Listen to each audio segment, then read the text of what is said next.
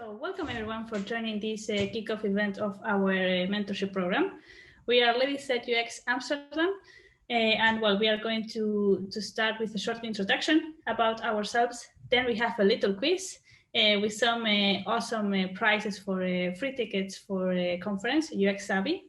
And then we are going to have like some interaction networking to exchange ideas.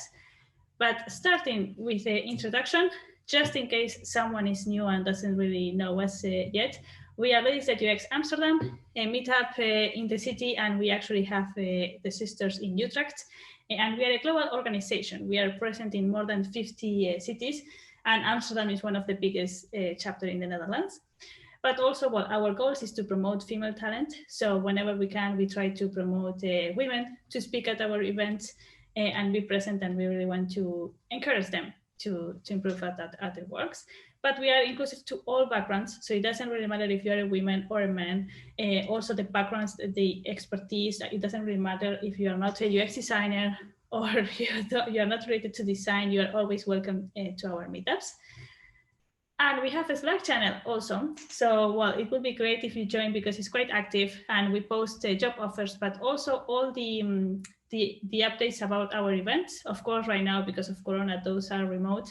And recently we started with a podcast as well, which are in YouTube, Spotify and iTunes.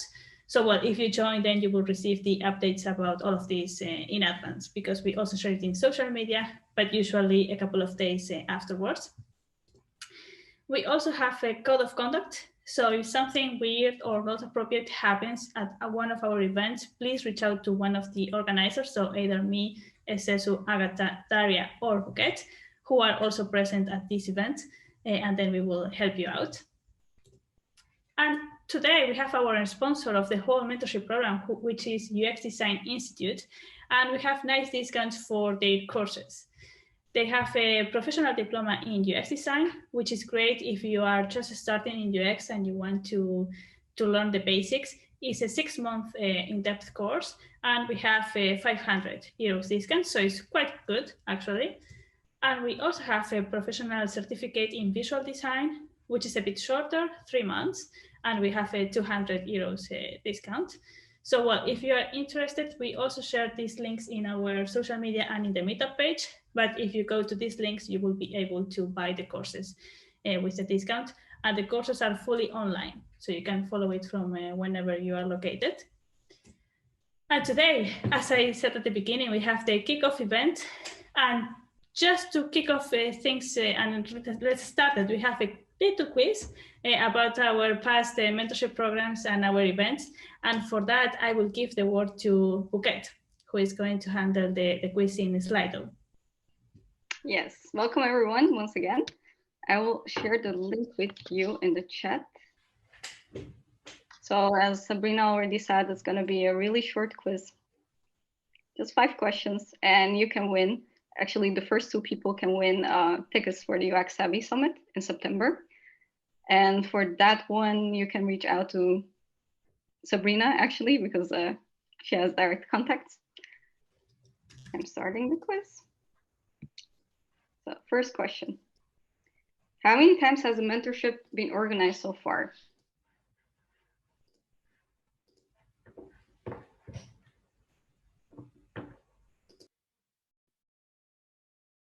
Oi. Okay, let's check the leaderboard. It just, oh, wow, okay. And then Simon, 6 seconds, and Laura together. Then Rosa and Marie.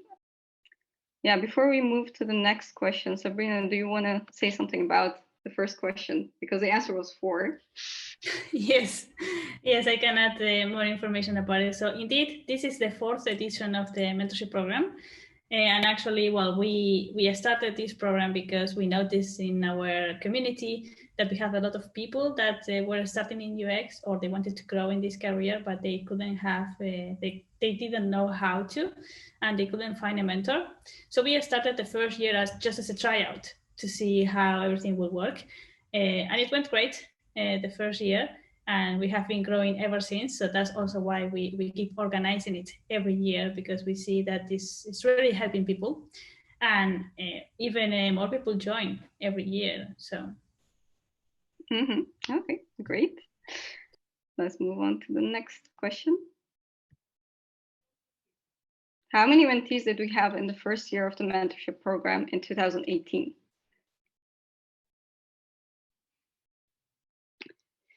Well, let me see. Yeah, the right answer was 32. And actually, this is really funny because in 2018, apparently we had like 32 mentees, but 34 mentors. And this year we have 166 mentees and around 90 mentors. So that was an interesting fact that I wanted to share with you. And let's check the leaderboard. Again, I promise I was guessing. I did not look at the answers beforehand. Okay, I was already like, what the hell? I guess. Then we have Laura again, and this time it's Sarah, number 3, Relitza, and Jose Ardila. Okay, next question. This year we don't have participants from the following country. Which one is it?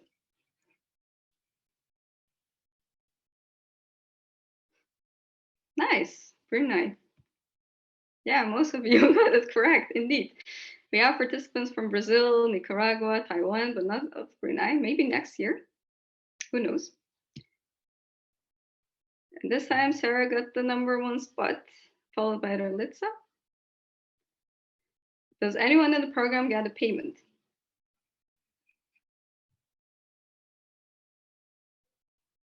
No.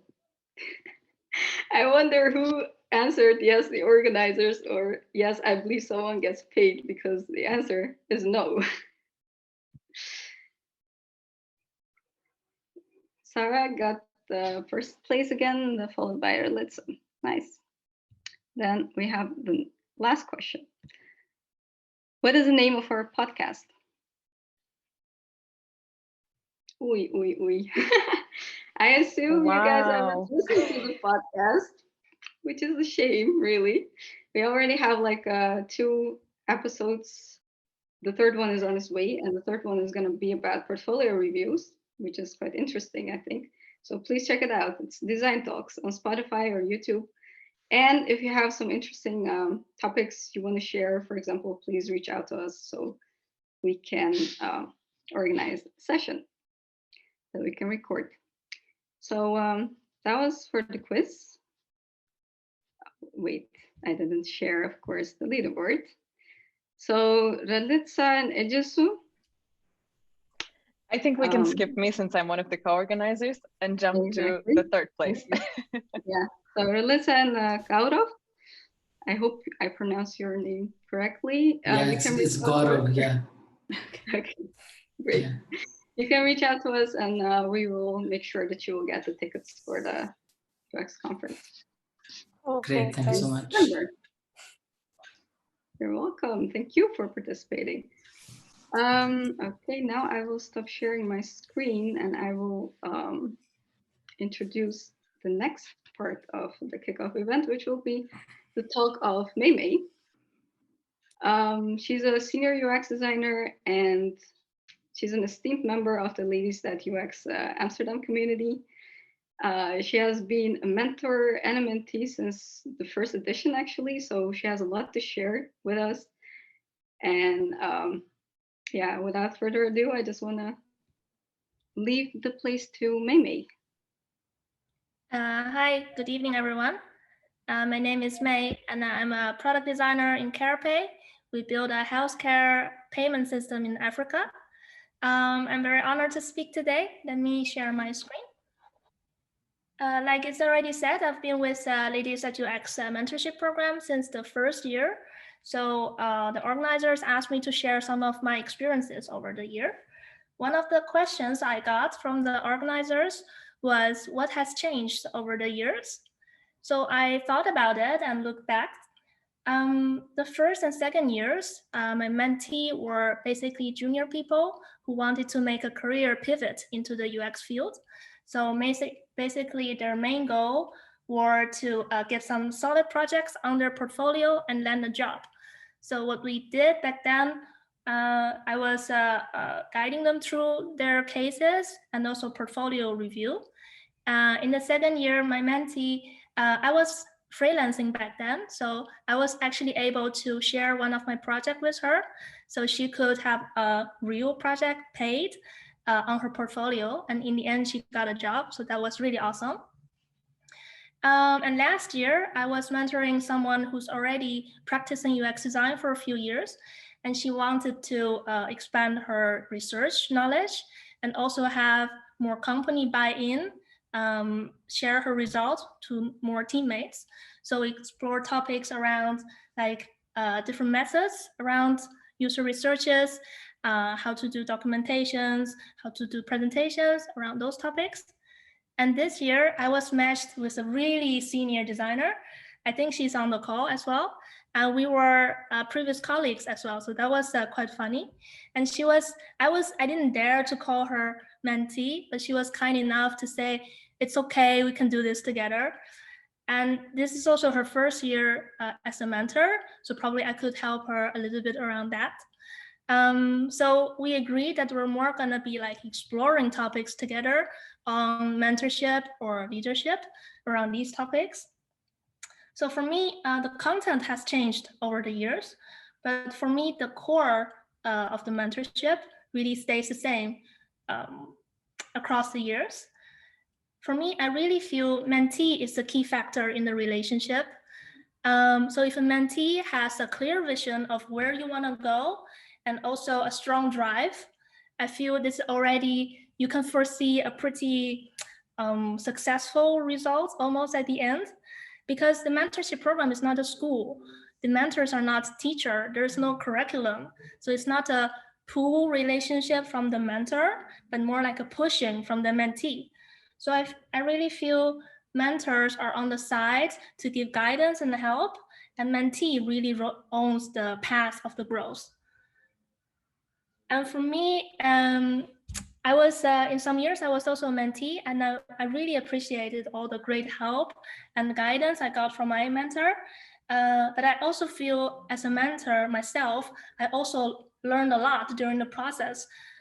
So first of all, in the beginning, I get to structure my knowledge because I was already practicing design for a few years, and I felt I have all this knowledge in my head, but to actually speak it out in the proper language to clearly instruct someone else, it's a very different thing.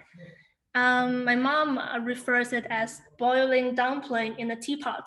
So probably it's something very Asian expression, but basically dumplings are like this chunky food, and teapot has a very thin nozzle. So you have all the knowledge within your body or your head, and how do you get that out? I feel that was a different thing for me. And also because of the experience I had with this mentorship program, I was also able to show more seniority in my own workplace, because seniority is not something people say, okay, from today, you're a senior designer or principal designer. It's really natural behavior or habit that people get attracted to. So I feel this one also helped me a lot in this regards. And also I feel coaching itself is actually a skill that needs to be practiced. There are a lot of different methods or frameworks like OKRs or maturity models or star plots, all that kind of things. And I personally don't really have a strong preference of it. So what I try to do is visualize the desired results. So that's basically setting up goals. And some goals are pretty clear. For example, you can say, I want to have 3 projects in my portfolio reviewed by 5 designers and apply 15 positions. This is an example shared in the Ladies at UX Medium post.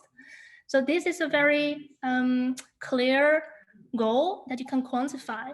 But sometimes you don't have it so clear. For example, if you say, I want to do the research well, what does that really mean?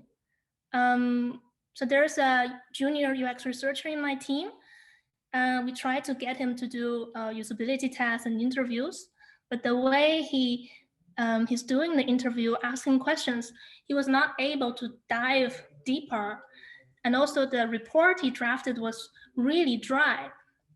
So I was trying to let him see, like, the delivery team is waiting for the results to guide him to certain delivery. So you need to put yourself in the shoes, really understand the problem, what they're facing, and then you can focus your questions on. So then he started to see this is a problem, and he could focus and dive a bit deeper into his questions and also put more focus on the report. So that's what I meant by visualization, to help the person to see this is the desired result that we want to achieve. And these 2 points, I actually want to talk them together.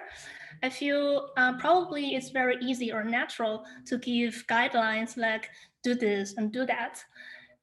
But again, I feel this growing path is owned by the mentee, and they should have the space to navigate and explore in between.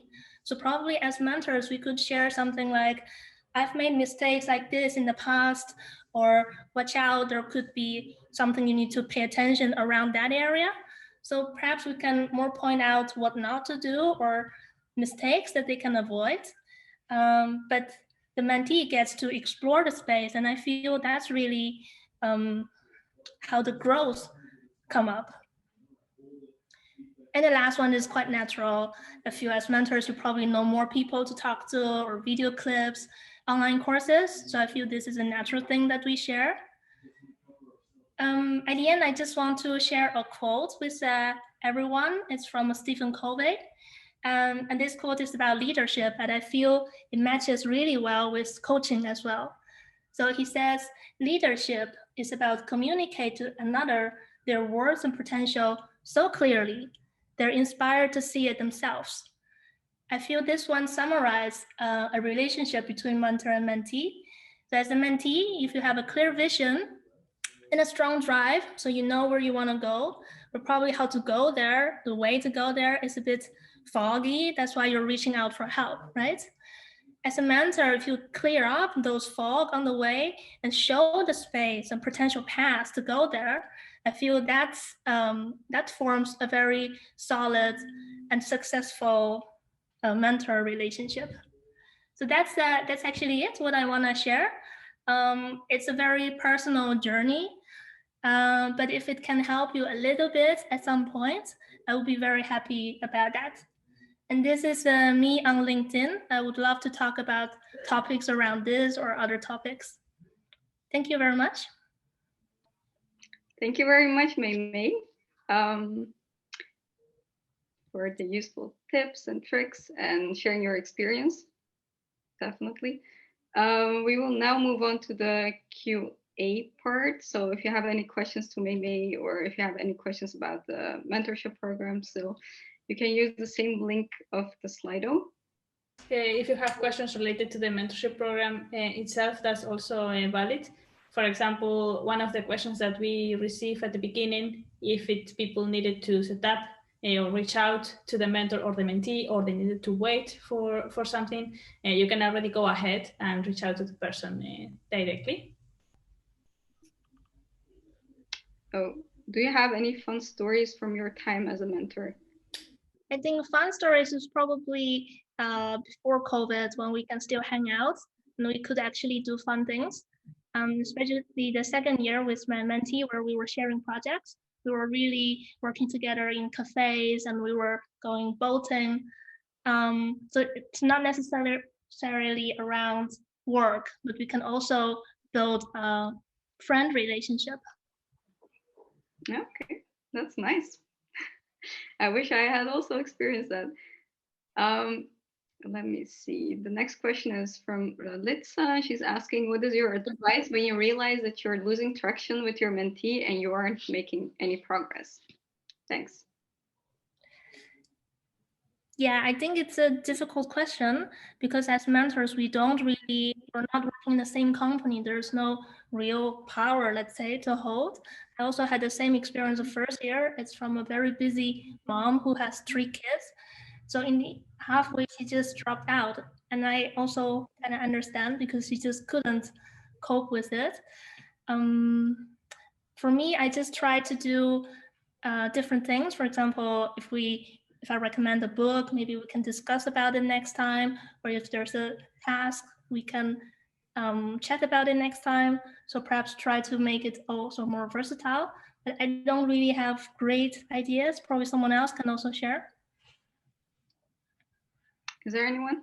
We also have a lot more questions, so maybe we can just move. Maarten asks how to deal with knowledge that you don't have master and your mentee wants to know about it. So mentors are not gods, right? So of course there are things we don't know. I feel for me, I just clearly communicate like this is also something I'm not an expert on. Perhaps we can explore together. Like this year with this super senior designer, we're more like exploring things together.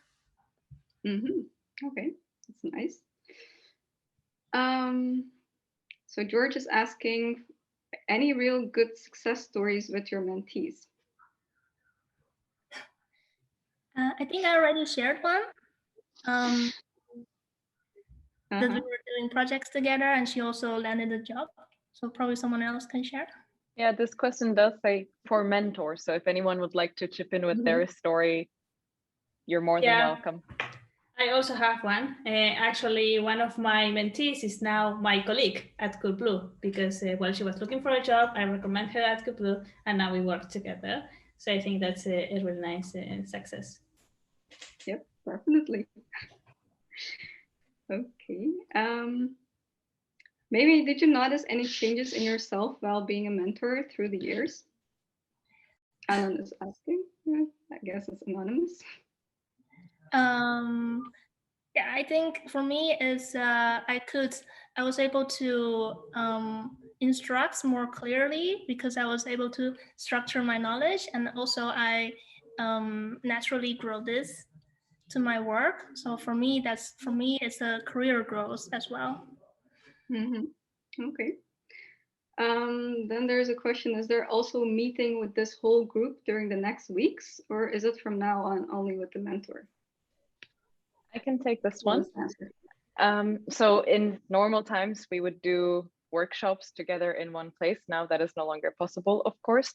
We are considering having these coffee check-in hours. It's nothing concrete yet, but if that is something that you are interested in, then please do let us know. And it would be unstructured, but it's something that you can show up to and talk about your experience, any challenges you might be having with other people who are part of the program.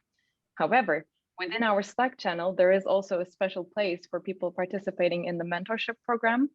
If you are not already in it, again, let us know, we'll add you, and you can also talk to more people via that space.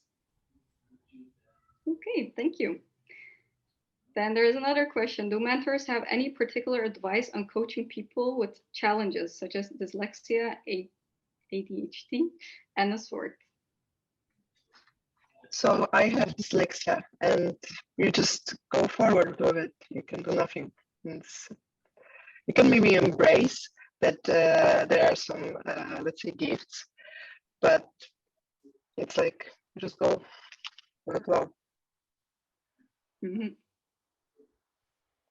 I guess it's also a bit related to empathizing and making room. I had a mentee, not in this program, but in life. And I'm not sure what it was, whether it was ADHD or something, but it was basically a lot of restlessness and anxiety. And I think the only thing is to go in the pace of the mentee. So not really like usually as a mentor, you're like, okay, where do you want to go? What are your goals? And know that this can change. Know that you being there with your experience is enough, and maybe don't push too much, or just go or do the tango with the person, because sometimes they just want to share, sometimes they just want confidence, or sometimes they want a plan. So it also is on you whether you're the types to be affected too much by people who are different than you, and you have too many things on your plate. So just play it with a little bit of ease, as though you would talk to a friend, and share. That would be my. Thank you, Tammy. That was really nice. Then Vic is asking, what if the mentor didn't reply yet to mail, LinkedIn, Slack yet? Okay, this is a very important question. You should get in touch with us. You can reply to the matching email you received. I will put our email in the chat as well. And basically, we'll try to find you a new mentor, most likely. Currently, we're still trying to match more mentees, mostly in the fast track. Something is happening in the chat. But basically, we'll try to find you a new mentor. Yes, and if you already told us in email that they didn't reply to you, we are going to reply to you soon. But of course, there are a lot of emails, so it might take a few days to get a reply from us. Yeah. So Bianca is asking, how can I make me experience more thriving, setting exercise projects with my mentor, exercising tools, etc. Can you maybe explain it a bit, Bianca? Maybe, if you want. Hello, everyone. Yeah, so I was thinking about the time my mentor invests and also me, and I was thinking, how can I make it more efficient? My goal is to land a UI UX job, and I lack basically the practical part, because in my current job we don't use all the tools. It's not very it's not very organized or structured. So what is your recommendation for making things easy to gain practical experience with my mentor?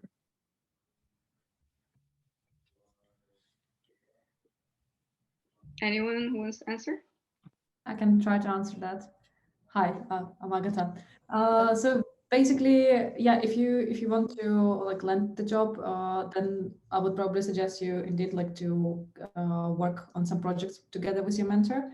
Although I wouldn't recommend to go like for the quantity, but rather for the quality still, because I believe like 2 decent projects are way better than like 10 small workshops or whatever.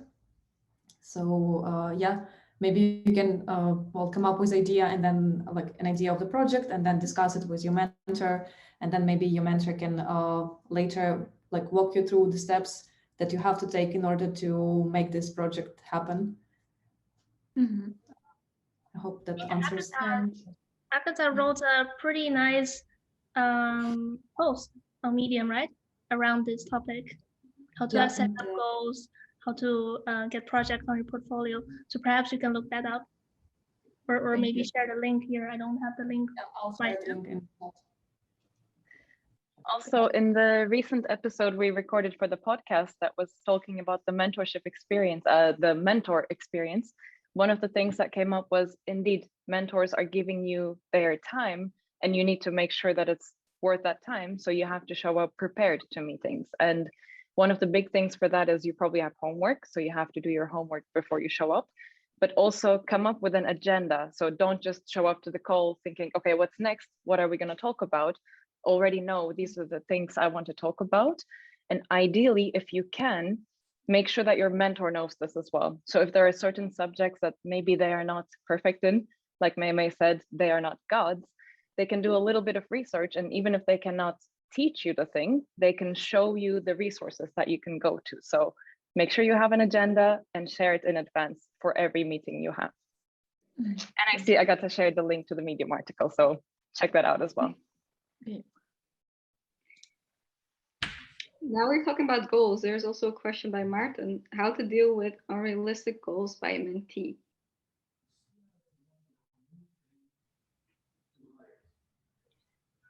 That is tricky. Actually, again, Agatha has an article about setting goals and how you can make them these realistic goals, whether they're the OKRs or SMART goals, as you say. So you could sit down with your mentee and look a bit more in depth. Okay, what is your goal? Why do you want this goal? How can we quantify this? And how can we break it down to smaller goals? I'm not sure if that answers your question. Maybe you can tell us what that unrealistic goal is, and then we can discuss further. No, that's a good first explanation. I'm Martin, by the way. Thanks.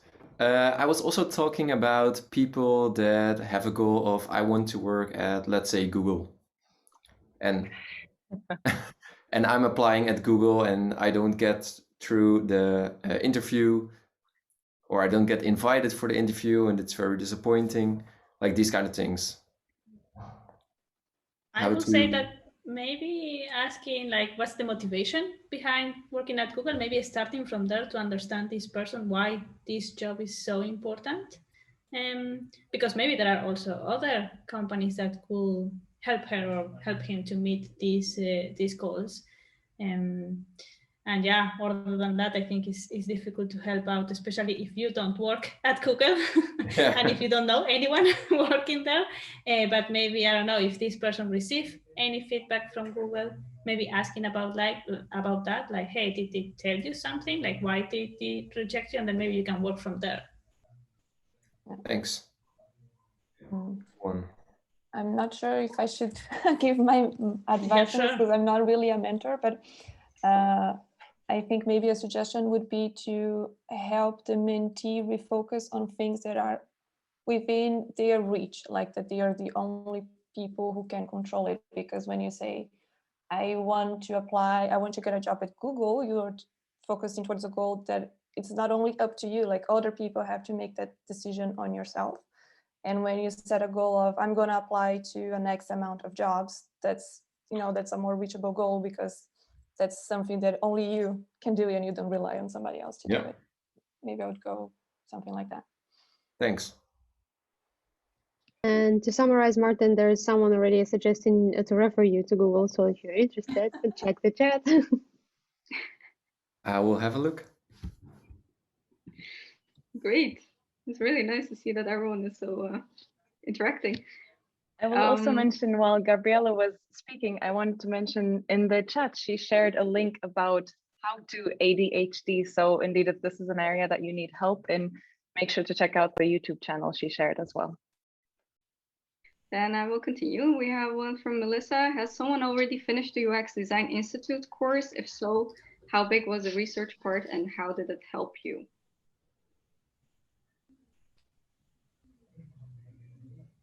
Did anyone? No. Well, from my side, I did a training there. Well, maybe 4 years ago. I did a boost training in UX. We didn't focus on research much, but it really gave me a good basis to go in deeper and then find out more details and certain techniques. So I would recommend it, but I'm not sure about the research. Maybe there is specific courses to focus on that. Also, I would recommend to post this question in our general channel in Slack, because we do have some people that did the courses also like recently. So then maybe they will reach out to you if they are not in this call. Okay. Rick is asking, what do you recommend as a check-in interval between mentor and mentee? Once a week or every 2 weeks, etc.?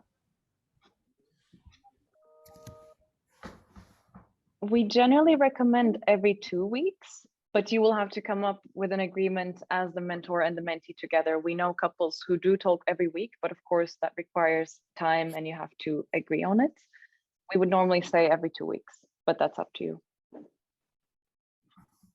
And if I can add my 5 cents to that, please make a recurring event in the calendar.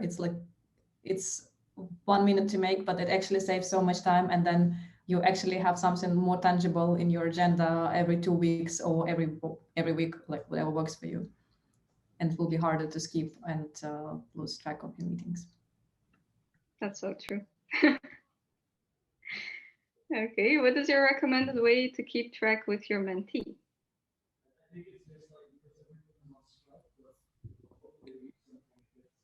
I think we already touched upon this topic a little bit. Like some of the practical advices Agatha just gave, like set up the meeting agenda, also the intervals. And also I feel to have the clear goal. So you have a clear goal by the end of the program, and perhaps each interval, let's say in 2 weeks, what you want to achieve, and also keep track on that. Perhaps that also helps. Yeah. Nat is asking whether it's still possible to become a mentor for this year if you still need more. Yes, we do. It is still possible, so please reach out to us. Then there is a question, will there be a Slack channel related to the mentorship program for mentees or mentors? We already have actually a Slack channel. I think it's already shared in the chat. So no, but that's a general one. It's not a specific for mentees or mentors, right? Yeah, true. So if there's a need to create specific channels for mentees and mentors, we can create it. No problem. What's your favorite podcast? That's a very general question. Oh, of course, Anyone? design talks. Yeah, design talks, right? Definitely. Maybe it was addressed to Mei Mei. Mei Mei, what is your favorite podcast? Or maybe several of those. Design talk, of course. Anything else? No? No, I don't really listen to podcasts actually. I see Anna responded in the chat with mixed methods. I personally listen to so many podcasts that I wouldn't be able to choose. But if anyone else has recommendations, do share it in the chat or just hop in and talk to us as well. I see the Futur, Harry Stoley, 99% Invisible. I believe recently they came out with a book. That's also nice. Yeah, I bought the book. I have it at home. I still have to read it though. In our stack of books to be read one day. I can also mention Design Life. It's by Charlie and Femke. Femke used to live in Amsterdam and she was part of our community as well. Now I believe she's in Canada. Femke and Charlie are both also on YouTube, so you can find a lot of videos about design, portfolios, how they got their jobs where, how they do their work. So that could actually be very helpful for people starting out. I would also recommend Hidden Brain, actually. It's also a nice one. Then we have another question, open to all. What is your favorite project you worked on? Maybe I can share. I feel my current project is very interesting. So I think I briefly mentioned we built this healthcare payment system in Africa because so we can solve a lot of problem there. First of all, from the hospitals, then I'm going too much to the details, but we also have very nice vacancies on the website, carepay.com. So if you're interested, then you can take a look. And also I'd like to share more details of the project. Okay, thank you. We have 3 more questions left, and I think if we answer those, then we can move on to the last part. So Nat is asking, is there a resources list that you add to with interesting podcasts, books, etc.? We considered doing such roundups at some point and then didn't do them, but seeing all the answers here, I think we should. So yes, and you would be able to find those roundups in our Medium publication, Ladies at UX Amsterdam. Mm-hmm. Then we have another question. What kind of support do you offer to first-time mentors to enable a good mentor-mentee relationship? Can we contact more experienced mentors and ask specific questions? Well, actually, for the second part, maybe today you can do that, right? I think we will provide you the platform to talk to other mentors, mentees. Yeah, now is your chance indeed. And also in the Slack channel, if you say, hey, I'm a first-time mentor and it would be great if someone with more experience can talk to me, I imagine people would respond and then you could set up a call. We could also do an event for mentors where these things are discussed, but then if you have 50 people in a call, it's again more likely that some people will talk, but the majority will be listening. So it's tricky. And if you set up one-on-one calls or with 3 to 5 people, you might get more bang for your buck, let's say. And again, the program is free, but you know what I mean. I think my question was about specific points where, let's say, regarding leadership or goal setting. So if a mentor that has been through a similar experience, then it could be a one-on-one, either by email, anything like that, just to, what kind of check-in points or say support could be there for mentors as well, because in a way to also enable that thriving relationship kind of effort on both sides. I think that's a great idea. Again, I would start in the Slack channel, but we might have a mentors event to bring people together about this also. All right. Yeah, whatever medium works for now. Thank you. Yeah. Thank you. So the last question is from Martin: how to deal with multiple mentees time-wise, but also prep-wise? How much time should we spend on each to keep it healthy for me and interesting for mentee? I think Martin has 3 or 4 mentees this year. So yeah, I have 3 mentees indeed and 1 mentor. So it's quite packed. Yeah, I can imagine. Anyone else who has multiple mentees and have some tips? How often do you meet with each one of them? I try to meet with my mentees 1 time in 2 weeks for about 1.5, 1 hour. Okay. Well, I have like 2 mentees and 1 mentor last year, and I had the same, like every 2 weeks meet with them. I tried to put those meetings in different weeks, so I didn't have like a full week with all those meetings, but 1 week maybe 1, and then the other week 2 calls. So then I could handle that better. Maybe that works for you as well, to just have like some breathe in between. And for prep work, yeah, usually I try to prep both together. So maybe have a morning or an afternoon and just prepare both calls with my mentees. But I think that also depends on you. Maybe you don't want to do all together. It could be engaging for the mentees as well to have some meetings together as a group. So maybe that could be enriching for you and them if they're open to share. I like that idea. Yeah. Good one. Thanks. That is a very nice idea indeed. Like you might be outnumbered, but it could create more interesting conversations. And then you could add another layer of your mentor there. So, there could be other levels of things happening. So. Thanks. I see Anna actually schedules them on the same day and prefers that. So again, personality. And maybe your mentees also have very different personalities. So their requirements from you may be different in size as well. But maybe after the first introduction call, you'll get a better idea of that. Well, with that, I think we can close the Q&A part.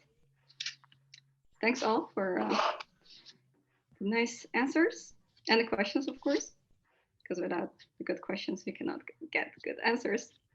So for the second part, we want to move actually to another platform, and I'm sharing the link in the chat right now.